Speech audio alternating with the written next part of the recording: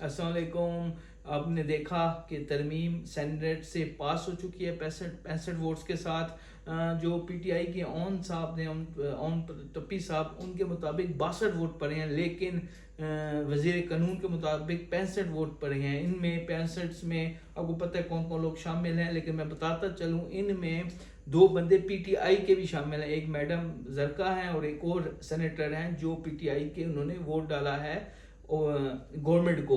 और उनके साथ क्या मसाइल थे, उन पे किस तरह का प्रेशर था, वो तो वही बताएंगे। एनी हाउ गवर्नमेंट ने पहला स्टेप कामयाब कर लिया है और उन्होंने सेनेट से ये तरमीम पास करा ली है 2/3 अक्सरियत के साथ। अब चूँकि रात के 11:30 बज चुके हैं और असम्बली का इजलास 12 से पहले ये कर सकते हैं। उसके बाद ये, क्योंकि दिन नेक्स्ट डे स्टार्ट हो जाएगा तो इजलास नहीं किया जा सकेगा। तो मेरे ख्याल में बल्कि ये इतलात आ रही है कि इजलास कल 11:30 बजे तक मुलतवी करने की तजवीज़ है। मे बी अभी मुलतवी कर दिया जाए और कल 11:30 बजे इस इजलास को रखा जा रहा है। और कल इस तरमीम को, जो 26वीं यानी तरमीम है, जो कि सेनेट से मंजूर हो चुकी है, अब नेक्स्ट स्टेप में असम्बली से मंजूर होगी। असम्बली से मंजूर होने के बाद ये सदर पाकिस्तान के पास जाएगी। कल ही सदर पाकिस्तान के पास ये तरमीम को भेज देंगे और फिर नेक्स्ट सदर पाकिस्तान से ऊपर दस्तखत करेंगे और ये तरमीम कानून का हिस्सा बन जाएगी।